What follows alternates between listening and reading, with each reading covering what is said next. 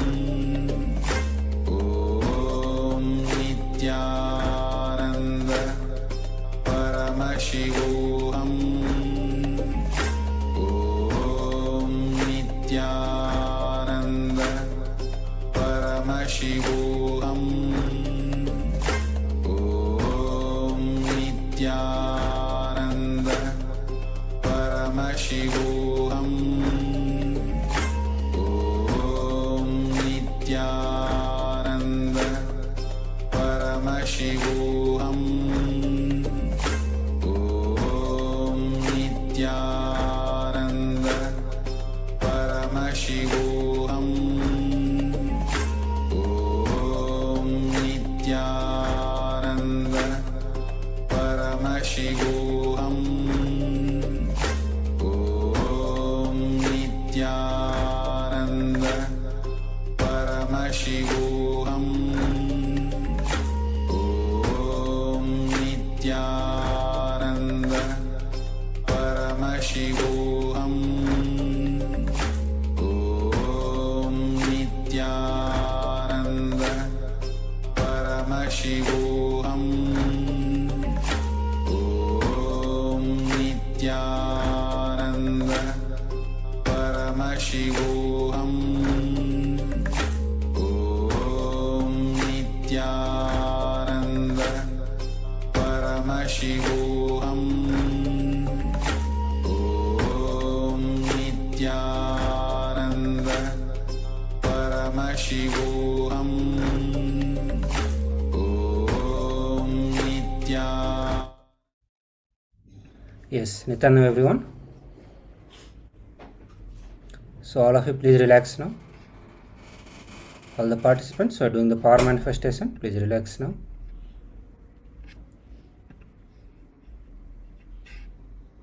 Yes. So now it is time for all of you to share the experience of power manifestation. Let us know the result of your power manifestation. How many of you were able to increase or decrease the pulse rate?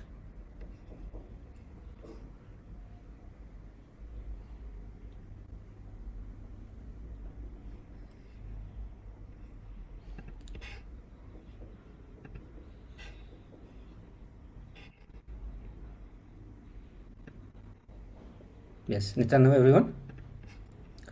So while you type out your answer, we are going to move to the next session, and that is conquering life. So we are going to be looking into the various powerful cognitions shared by the Supreme Pontiff of Hinduism on how to conquer life.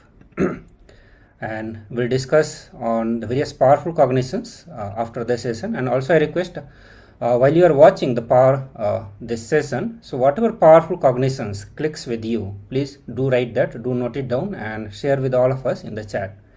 So please provide the authentic listening, as Supreme Pontiff of Hinduism will be sharing the various powerful cognitions which will be directly useful for your day-to-day life.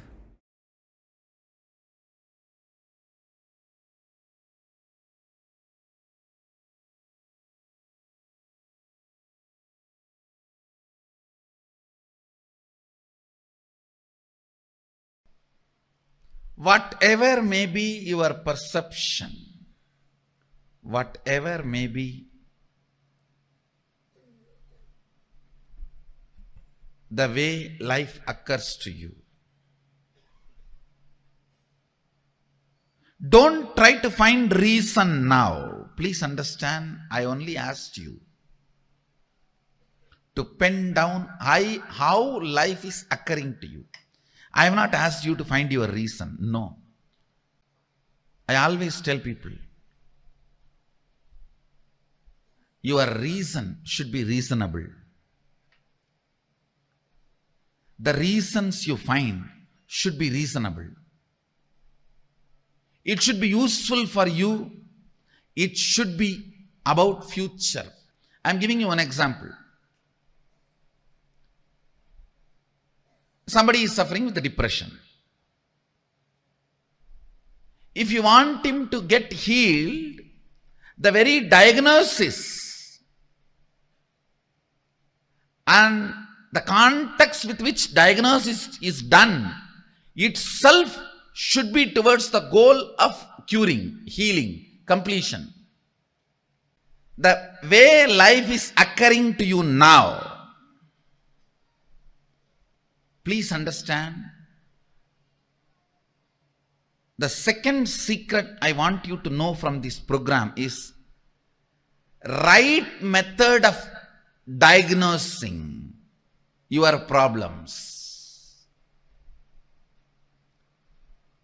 Diagnosis should be done from the angle of future possibility, not from the aspect of how you can dump the responsibility on the past. The why should be attended from future. That is, only then it will become zest, or it will be cut. If you try to deal the why from the past, it will be just cut, crass. Only if you deal it from the future, it can become zest. Listen. Always attend the why to make not to dump as crass X.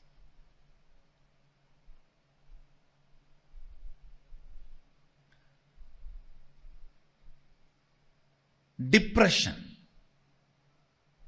If the simple diagnosis can be done to a depression, any depression has to attract the high energy.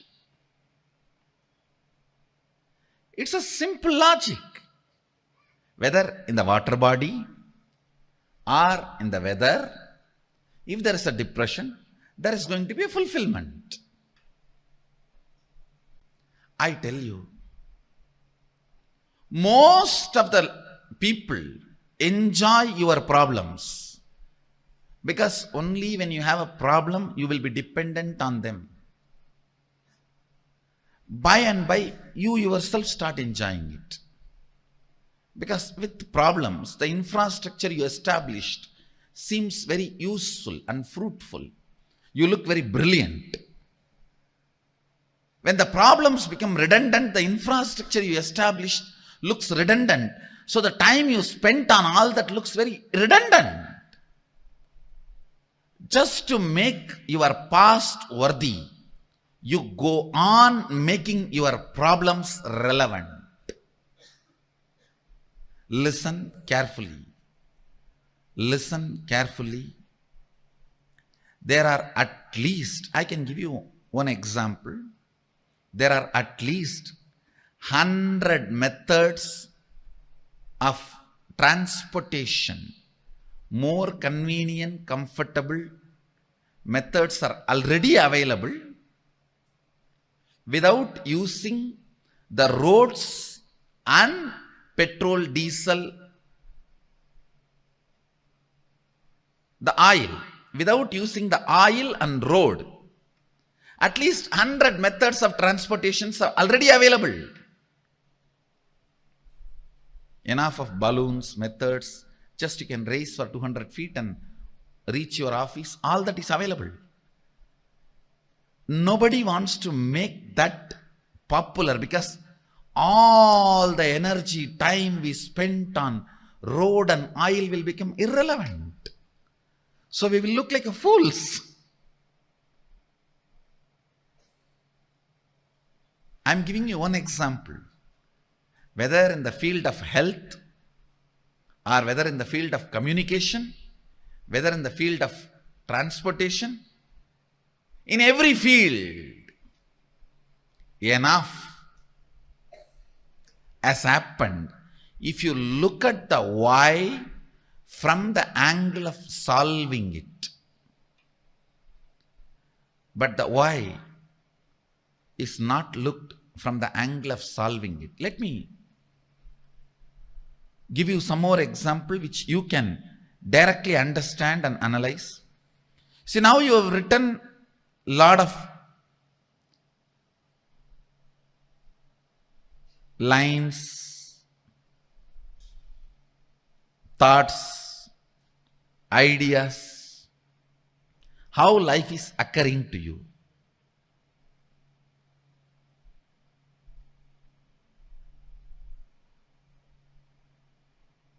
You always think, I know the problem, I know the solution, only I don't know how to execute it. Please understand, if you don't know how to make it into reality, at least be very clear, you don't know the solution. Don't have this half understanding. No, I know the solution. I only don't know how to make it happen. No.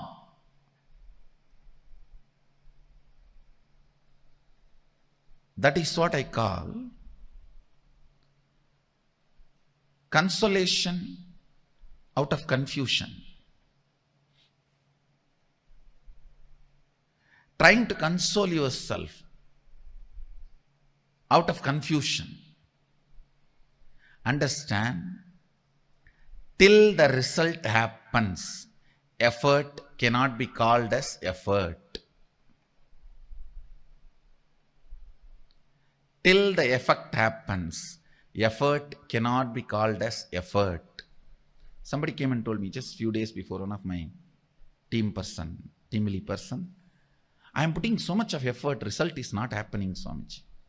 I said, no. Be very clear, till the result happens, what you do cannot be called as effort. Don't have the wrong diagnosis, wrong reasoning. Wrong reasoning is delusion. Wrong reasoning is suicidal. Wrong reasoning makes you feel you are stuck in the life. The first step, seeing how life is occurring. The second step, next step,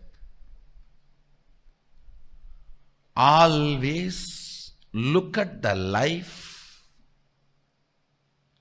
perceive the life, understand the life, reason with the life from the context of making it as you want.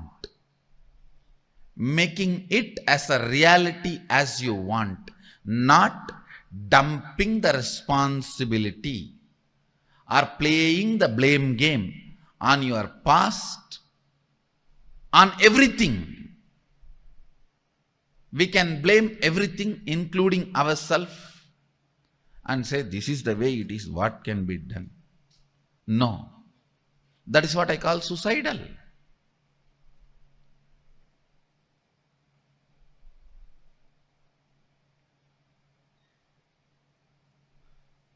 Many times we even start enjoying our belief that we are only capable of this much. This is the way it is.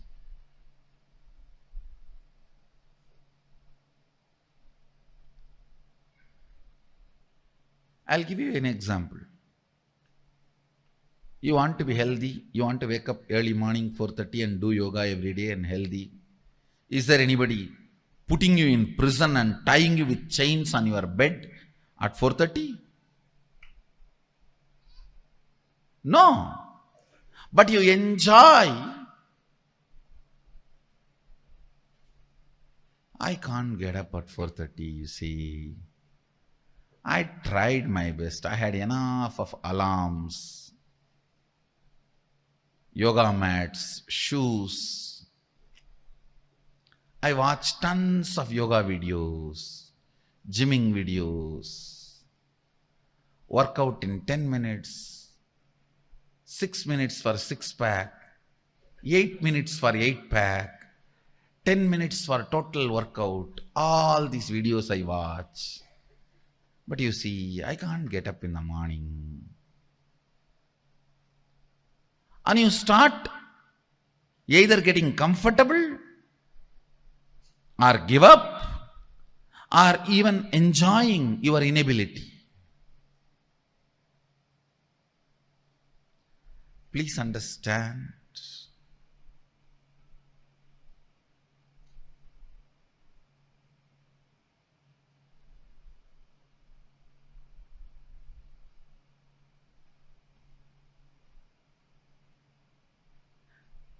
I am not even saying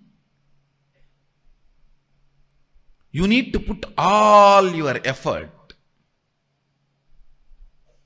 I want to make only this statement as essence of this session. If you can start looking at the whole, analyze each and every situation from the angle of manifesting it as you want, instead of the blame game of why the way it is. See,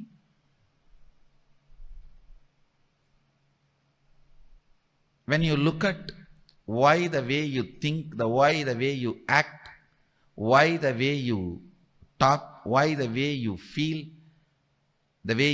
why the way you exist, if you feel tremendous pain, inability, you are only enjoying, entertaining blame game, putting the blame on the past.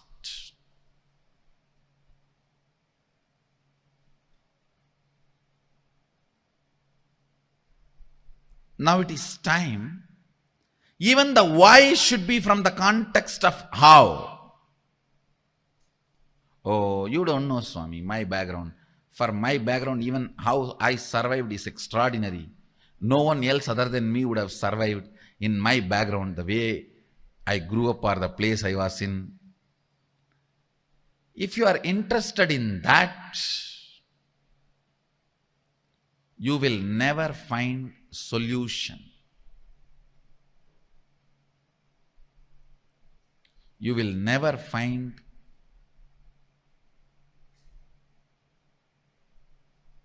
the life as you want. You will never find the reality which you want to manifest. If you want to conquer the life, that's why I use the word conquering life for this program. Actually, you have to conquer it. There is no way you can have agreement with your past. The way as life is happening to you, there is no way you can just paint, do the tinkering, touch up here and there and use it again. No. It is just straight your enemy.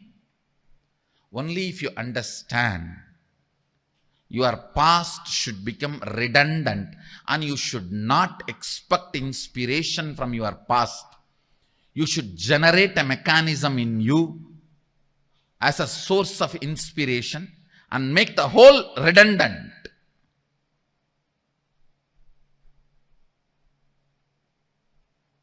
The whole should become irrelevant. Only then conquering can happen to you. Please understand, the spirit with which you need to approach whatever way the life is occurring to you is conquering. Not adjusting, not manipulating, not withdrawing. The way the life is occurring to you, you just need to conquer. That's the only solution.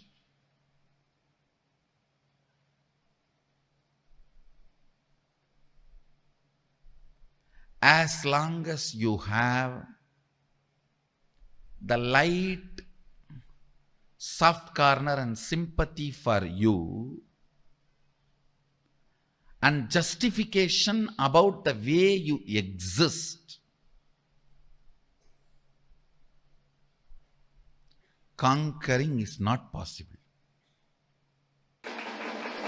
I am not asking you to be angry with your past. No. I am asking you to be ferocious with your past. Be ferocious with the way your life is occurring to you. The way you approach your life should be the attitude of conquering. Not angry, but ferocious. Not angry, but ferocious.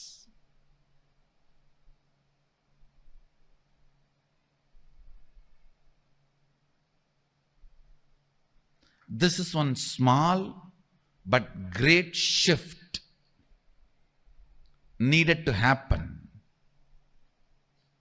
The way you look at the life, the way you diagnose your life, the way you find the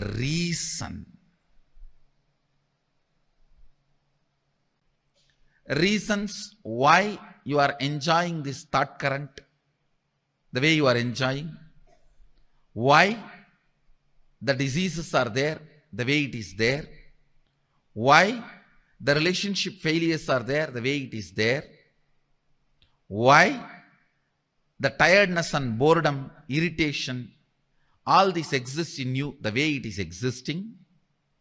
Why?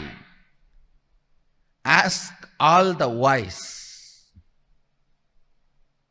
from the angle of solving it, not from the angle of blaming it.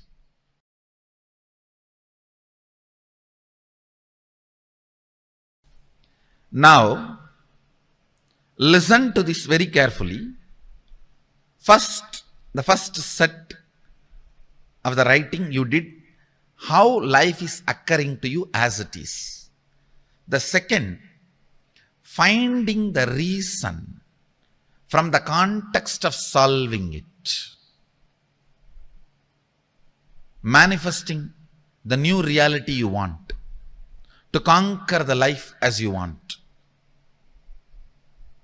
Third, listen, now is the real actual part which you are going to do.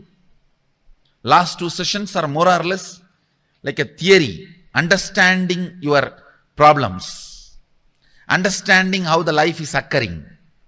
Now is the solution, I tell you. Solution is too simple, straightforward. Even though you will be shocked, surprised, that's simple.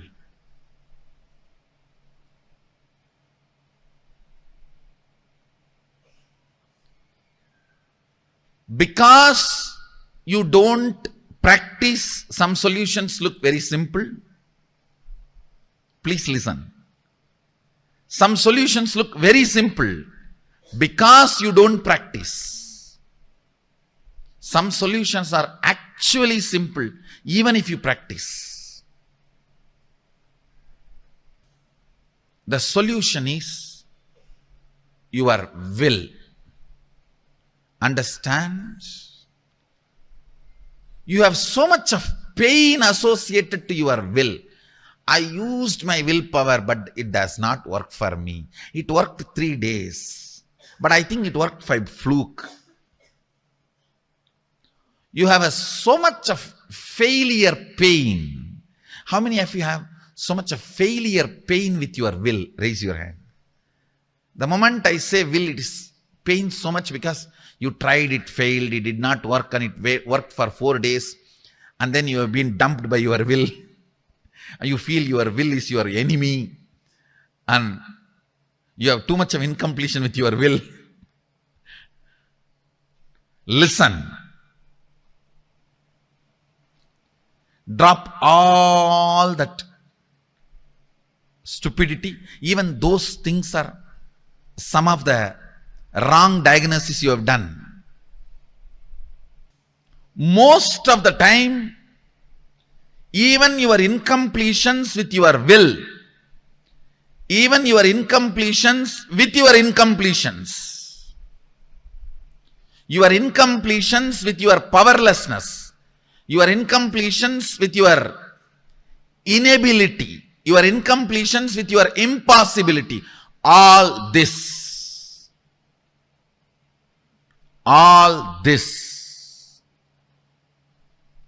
are wrong diagnosis about life. You know the way life is happening. Now you are approaching it from the angle of solving, trying to find reasons from the angle of solving. Now I am giving you the exact precise solution. Listen carefully. all the feeling impossible,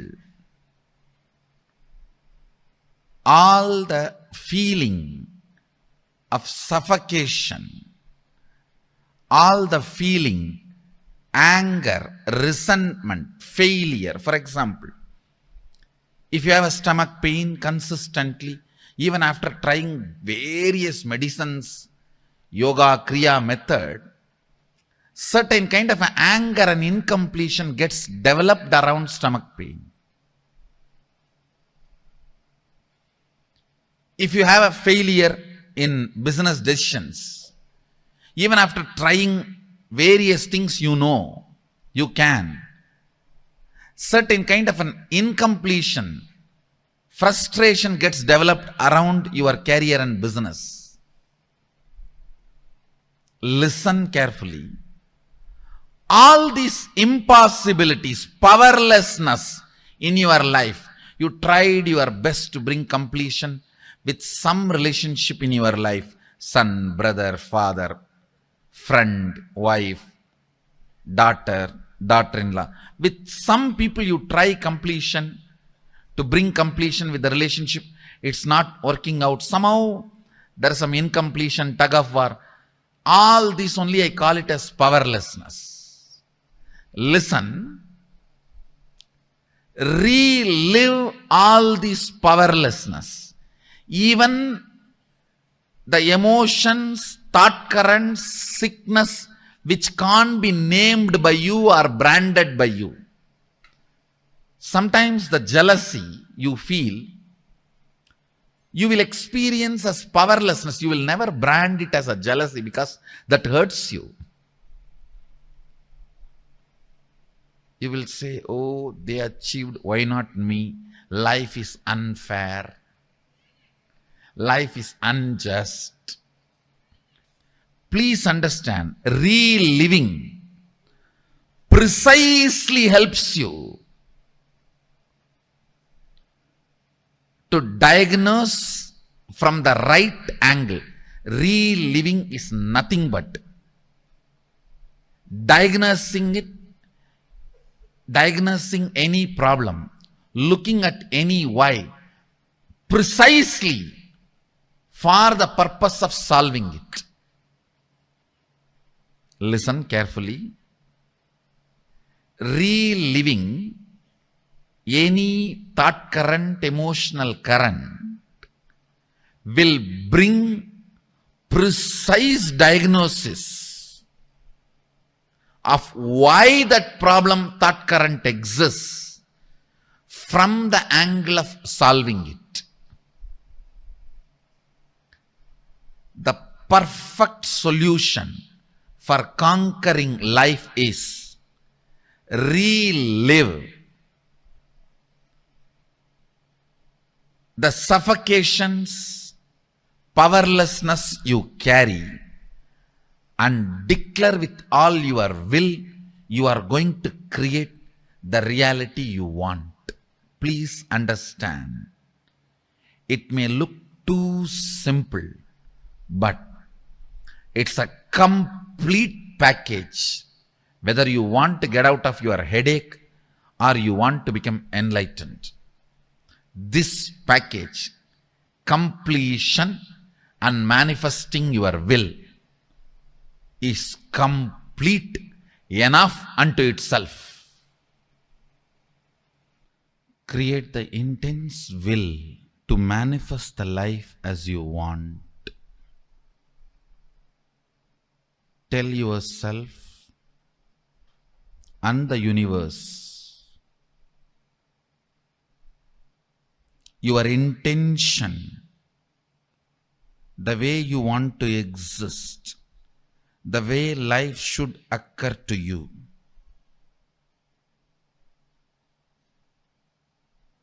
Create a clear, detailed, powerful will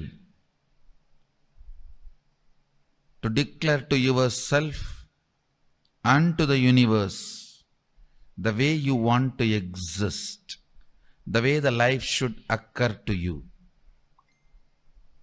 in every level. consciously spend few minutes and declare it to yourself.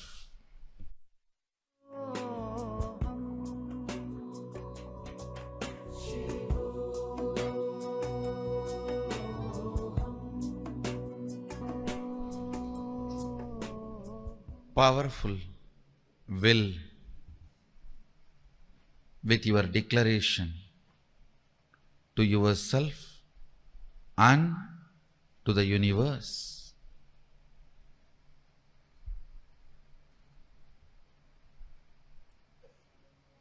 To manifest the life the way you want.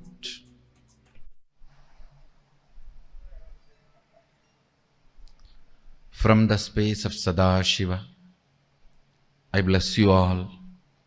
Let your intention, will, become reality by bringing complete completion in you and manifesting the life the way you want.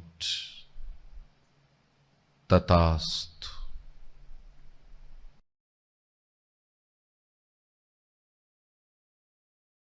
For manifesting them into reality, whatever we wish to do, what kind of the visualization that we have to brought into? See, what you want,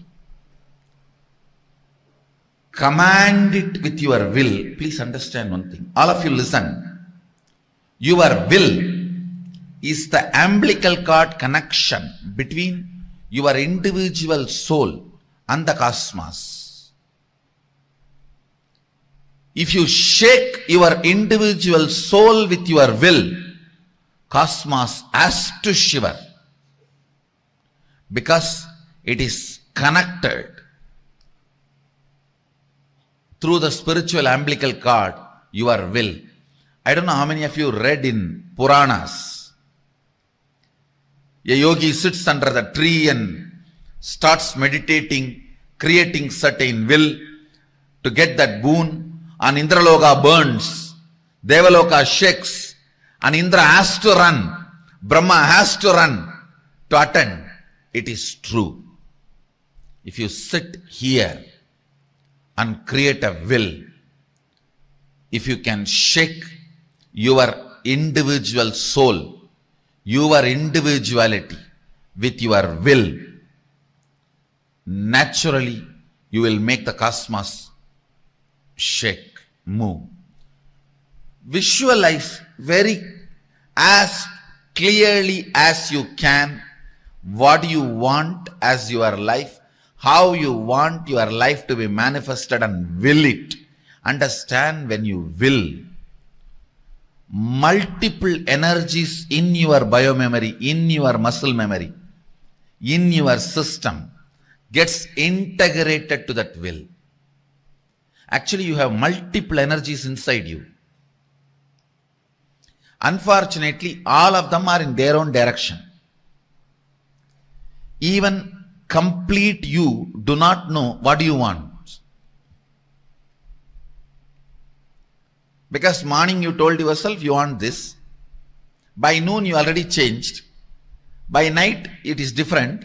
By the time your first order reaches from head to toe, there is a second order. By the time that reaches from your head to toe, your desires have changed. Even you as whole do not know what you want. What is will? Just executing your intention? Please understand, here, when I am using the word will, I am not even going to the step of executing. I am only asking you, will it, means declare it. What will happen usually when you declare, your own internal energies get integrated. That's the actual first step supposed to happen in you. Then the execution will happen not as you usually imagine. You struggle, make 10 project plan, scratch 9, sometimes 9.5, and then rebuild, and in this confusion get tired, bored, and sick, curse everyone around you and you. Don't even bring the word executing, because there is too much of incompletion with that word executing within you. Please understand, how many of you, the moment you think you need to execute something, there is so much of incompletion? I am telling you, incompletion with executing is incompletion with life.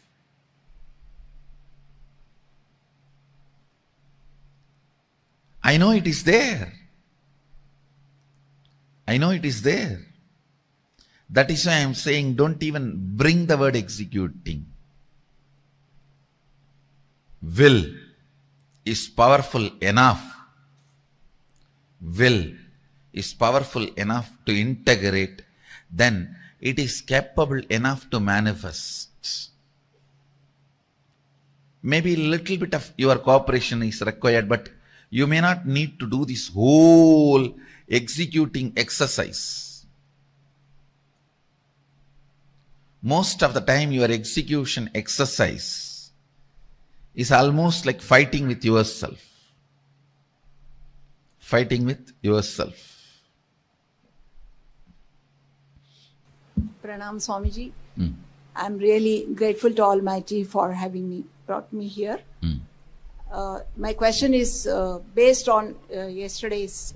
My question is based on yesterday's deliberation. I just be very specific in my question. How to ensure that I'm correct in my analysis of the problem, identifying appropriate reasons, and please understand. Could you? How much ever you analyze in the initial level, you will be analyzing only to a certain limit. But with more and more completion, your analysis will become more precise. When your analysis is complete, the problem will not be there. Yesterday I was telling, the moment you diagnose rightly, the disease will disappear. It is one of the technology from Ayurveda. Same way, the moment your analysis is perfect, the problem will disappear.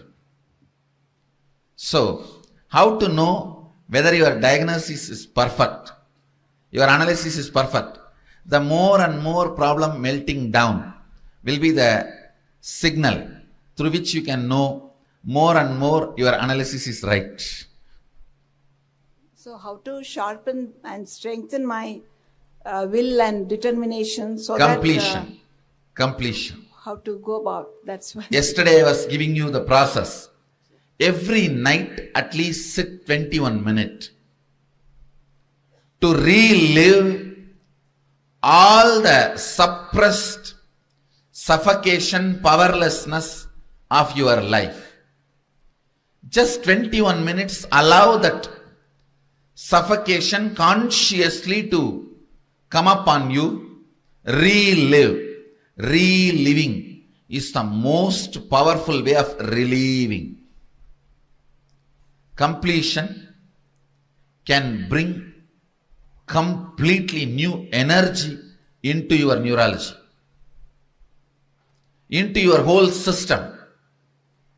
Completion can bring completely new energy in your very frequency, in your very aura. So solution for the problem you are asking is everyday completion. Spend at least 21 minutes before going to bed.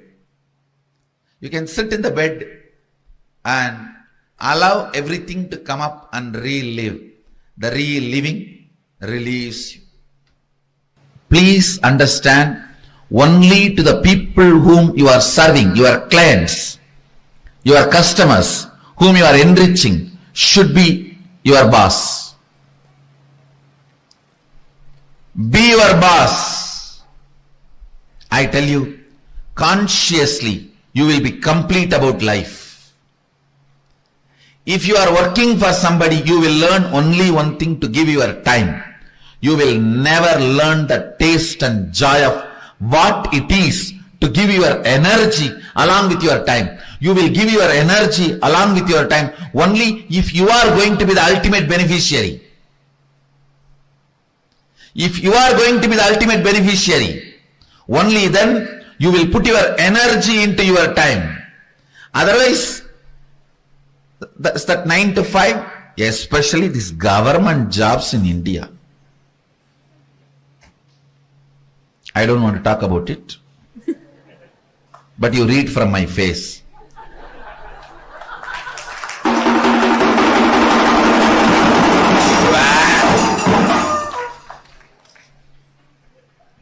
No, really. If you want to make some fellow dead, if you want to destroy somebody, if you don't like somebody in your life, want to destroy them, somebody for any reason, just get him a government job in India. For his life is done. No, he learns there the ultimate cunning, cheating methodology of giving only time, even by mistake not giving little energy or giving little life to his time.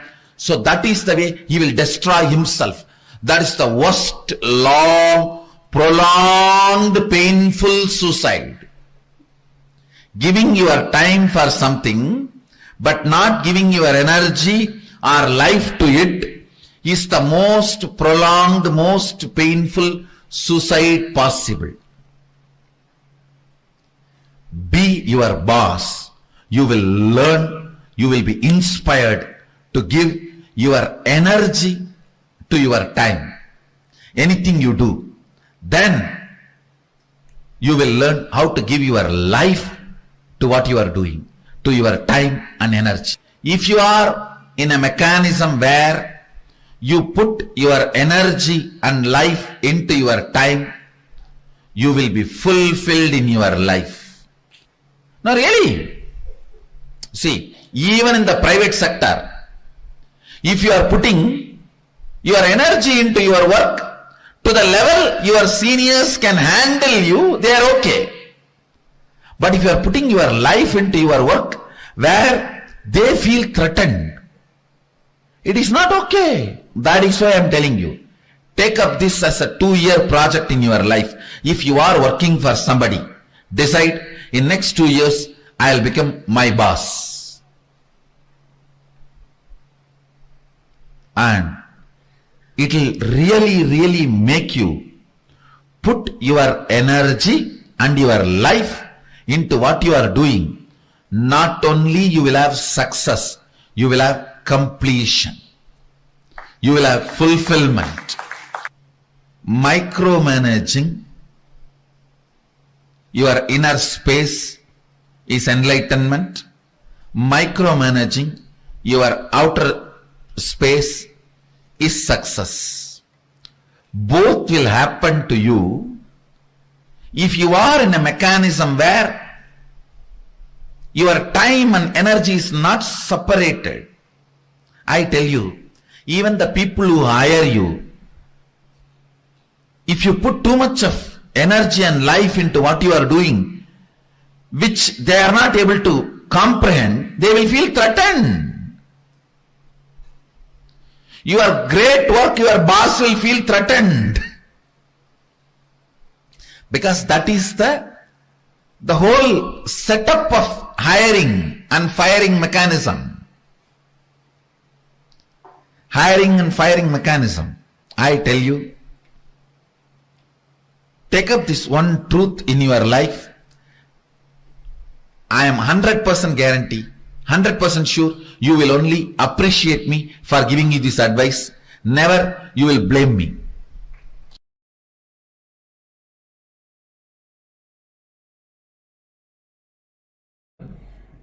Nityananda, with the powerful cognitions we received from the Supreme Pontiff of Hinduism, Bhagavan Nityananda Paramashivam, about conquering life. How we can go about and bringing success and excellence in every step of the way. So let us recap. The first step is to see how life is occurring. The next step is to always look at life, perceive life, understand life, and reason with life from the context of making it as you want it. Making it as a reality as we want, not dumping the responsibility or playing the blame on our past, on everything. We can blame everything, including ourselves, and say, this is the way it is, what can be done? But that is exactly what is suicidal. Many times we even start enjoying our beliefs that we are only capable of this much and this is the way it is. Now, let us start looking at the whole incident.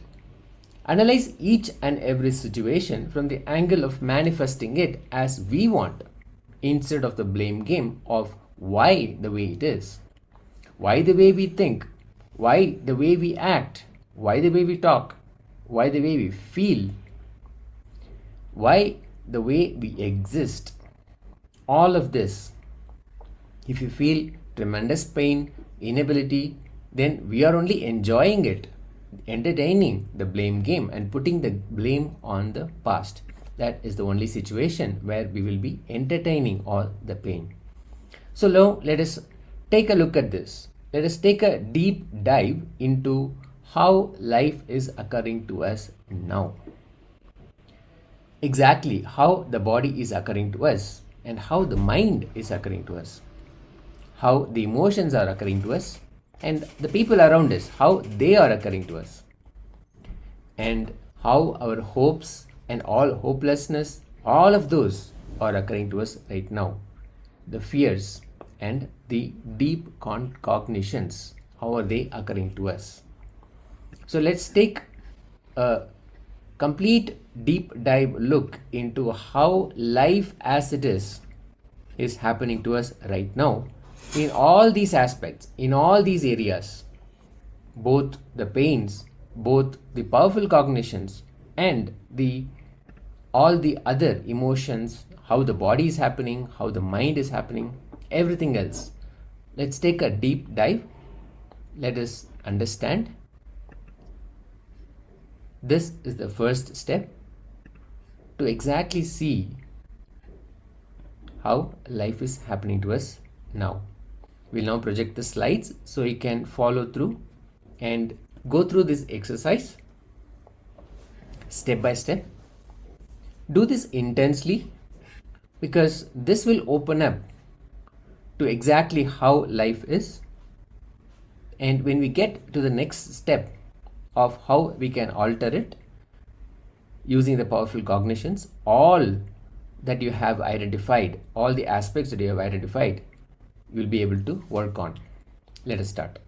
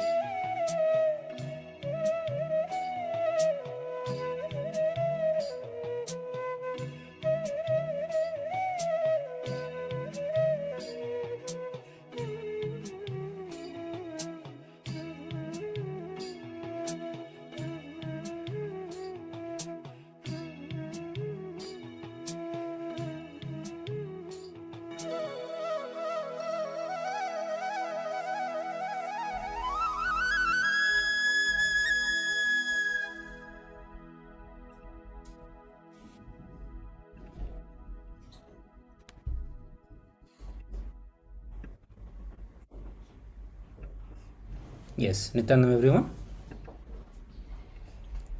So how many of you have completed the session? Sorry, the exercises. So in this part of it, you are writing how the life is exactly occurring to you, and you have to pen down all those things.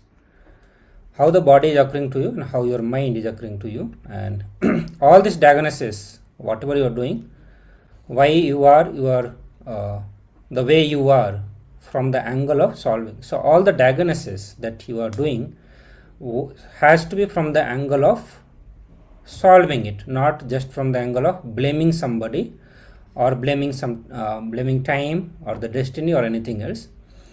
So you have to find all the reasons from the angle of creating the new reality you want, not from the angle of justifying the way you are.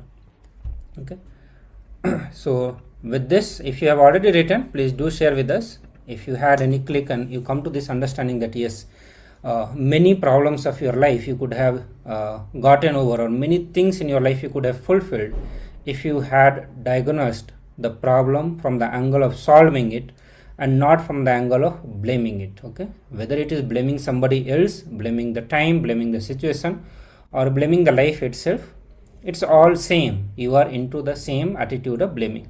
So rather than blaming, you need to shift your attention. So whenever you analyze problem of your life or any of the things that you take up, you have to only analyze from the angle of solving it. So with this, let us get to the next part of it, which is power manifestation. So in this round, we are doing the power of body scanning. So I request, so you are going to be scanning the blood pressure in this round. So if you have already if you know your blood pressure, but better if you have something to measure your blood pressure, that would be good. If you do not have, you can do the scanning of your pulse rate, because that you can do without an instrument also. But I would suggest all of you to have a pulsometer. If you buy the pulsometer or the instrument which can measure the pulse and blood pressure both, and that would be good for power manifestation.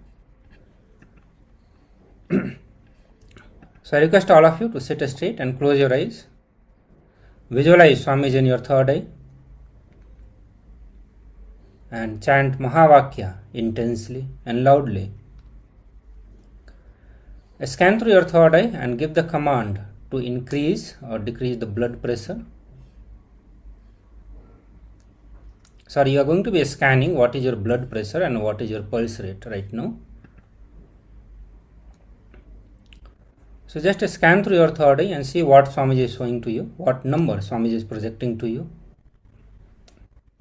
So make the Satya Sankalpa to manifest this power, the power of body scanning. So please sit straight, close your eyes and chant Mahavakya. So we'll have few minutes for this power.